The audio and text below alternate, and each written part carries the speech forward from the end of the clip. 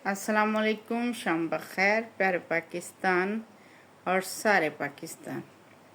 आज हम आपको सुना रहे हैं शाह अब्दुल अजीज़ के दौर की एक कहानी, जो कि सच्ची कहानी है क्योंकि इसका हवाला किताबों में मौजूद है।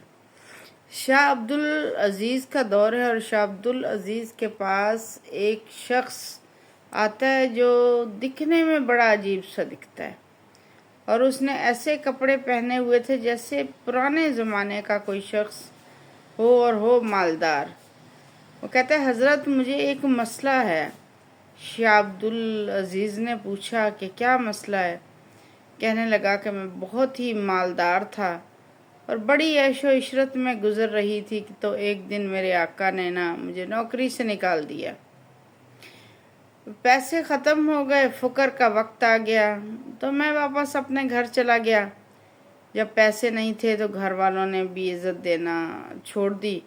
मेरे बच्चे मुझे रोज़ मलामत करने लगे कि घर में बेकार पड़े हो, कोई काम किया करो, और मैं घर वालों पर बोझ बन के रह गया। एक दिन गुस्से से मैं घर से निकला। एक घोड़ा था और कुछ कपड़े लिए तो जाने लगा तो घर वाले रोने लगे। कहते, आप कहाँ जा रहे हो? लेकिन मैं ना रुका और सफ़र करने लगा। काफ़ी सफ़र करने के बाद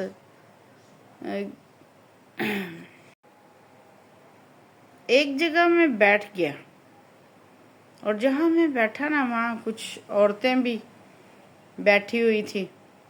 और ये जो औरतें थी ये औरतें जिस्म फरोश थीं। ये मुसाफिरों का इंतज़ार करती और ये मुसाफिरों को अपना जिस्म बेचती थी, और मैं वहीं परेशान बैठा था। एक औरत आई और कहने लगी कि क्या चाहिए।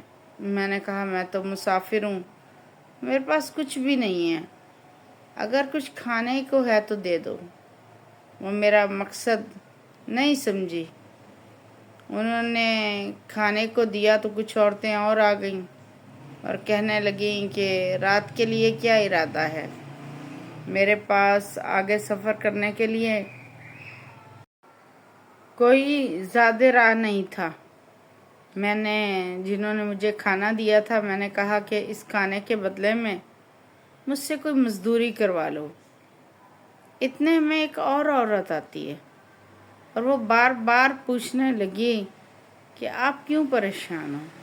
तो मैंने पूरा वाक़या बताया कि घर वालों ने घर से निकाल दिया है और मज़दूरी ढूंढने के लिए निकला हूँ, और मेरे पास तो कुछ पैसे नहीं हैं। उसने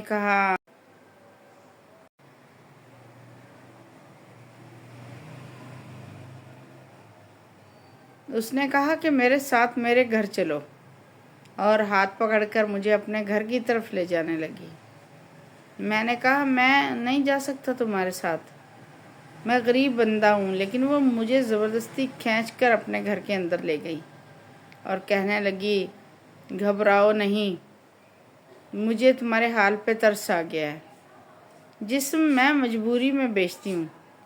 वो मुझे कमरे में ले गई और एक थैली निकाली और उसमें से 10 दिनार थे, वो मुझे दिए और कहने लगी कि ये पैसे मैंने जिस्म बेचकर बिल्कुल नहीं कमाए, मैंने मज़दूरी करके कमाए हैं। ये पैसे मैंने अपने कफन दफन के लिए रखे थे कि मैंने सारी उम्र जिस्म फरोशी करके पैसे कमाए हैं, लेकिन मैं अपना कफन हराम के पैसों से नहीं लूँगी। ये पैसे तुम ले लो, और जब तुम्हारे पास हुए तब तुम मुझे वापस कर देना, और अगर ना हुए तो कोई बात, और अगर मैं हराम के पैसों के कफन में भी दफन हो गई तो कोई बात नहीं, सारी उम्र भी तो मेरी गुनाहों में गुजरी है तो फिर हो भी गई। तो उस औरत से 10 दिनार लेकर मैं आगे चला और एक मालदार शख्स के पास पहुंचा, और मैंने कहा, जनाब, फ़िक्र फाका का मारा हुआ हूँ, गरीब आदमी हूँ, मुझे किसी भी काम पे रख लीजिए, मुझे किसी भी मज़दूरी पे रख लीजिए। میں ایک عورت سے 10 دینار ادھار لے کے آیا ہوں، مجھے آپ جو بھی کام بولیں گے میں کروں گا۔ انہوں نے مجھے اپنے ساتھ مزدوری پہ رکھ لیا۔ اللہ نے مجھے فہم اور سمجھ زیادہ عطا کی تھی۔ آہستہ آہستہ میں اس کا خاص بندہ بن گیا اور اس کے پاس جو بھی آتا وہ مجھے دیتا، اور ایک زمانہ گزرا کہ مجھے گھر سے ایک خط موصول ہوا کہ بچوں کی شادی کے لیے پیسے بھیج دو۔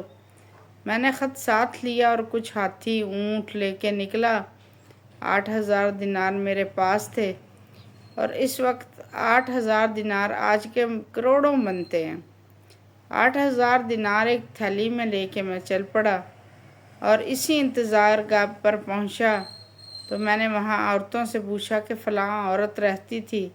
وہ کہنے لگی ہاں وہ تو بیمار ہے اور بستر پر پڑی ہے اور فکر و فاقہ میں ہے، کھانے کے لیے اس کے پاس کچھ نہیں۔ میں نے کہا مجھے وہاں لے چلو۔ جب میں اس کے پاس پہنچا تو وہ بہت برے حال میں تھی۔ میں نے کہا پریشان ہونے کی ضرورت نہیں، میں آ گیا ہوں، آپ کو جو چاہیے بولو۔ وہ کہنے لگی مجھے کسی چیز کی ضرورت نہیں، میں اللہ سے توبہ کر چکی ہوں، میرا آخری وقت آ چکا ہے، بس مجھ پر یہ احسان کرنا کہ میرے مرنے تک میرے ساتھ رہنا، اور وہ 10 دینار جو میں نے تمہیں دیے تھے نا، جب میں مر جاؤں تو اس سے میرے کفن دفن کا انتظام کر دینا۔ سو وہ شخص اس عورت کے ساتھ رہنے لگا اور اس کی تیمارداری کرتا، دن رات اس کے کھانے پینے کا خیال رکھتا، اور کچھ عرصے کے بعد اس عورت کا انتقال ہو گیا۔ اس عورت کے انتقال ہونے کے بعد اس نے اس کا کفن دفن کیا، اور اس کفن دفن کے بعد وہ واپس آیا، اور جب سونے کے لیے لیٹا تو نیند آ گئی۔ نیند میں خواب دیکھتا ہے اور خواب بہت خوفناک تھا، اور اس نے خواب میں دیکھا کہ وہ جو پیسوں کی تھیلی ہے نا وہ تو میرے پاس ہی نہیں ہے، اور تھیلی جو ہے وہ اس عورت کی قبر میں رہ گئی ہے۔ وہ گھبرا کے اٹھا اور اس نے اپنے پاس اچھی طرح چیک کیا، اچھی طرح سے دیکھا، لیکن وہ پیسوں کی تھیلی واقعی اس کے پاس نہیں تھی۔ اس عورت کی تدفین کرتے وقت وہ کہیں اس کی قبر میں گر گئی تھی۔ اب سوال یہ تھا کہ وہ آدمی کی تمام اثاثہ، تمام رقم جو اس نے اتنے سالوں میں کمائی تھی وہ اس تھیلی میں موجود تھی، اور جو اس قبر میں گر چکی تھی، اور گھر اس نے جانا تھا، اس کے بچوں کی شادی تھی، اس کی عمر بھر کی جمع پونجی کا معاملہ تھا۔ سو اس نے یہ فیصلہ کیا کہ میں اس عورت کی قبر کو کھود دوں گا اور اس میں سے اپنی پیسوں کی تھیلی واپس ضرور نکالوں گا۔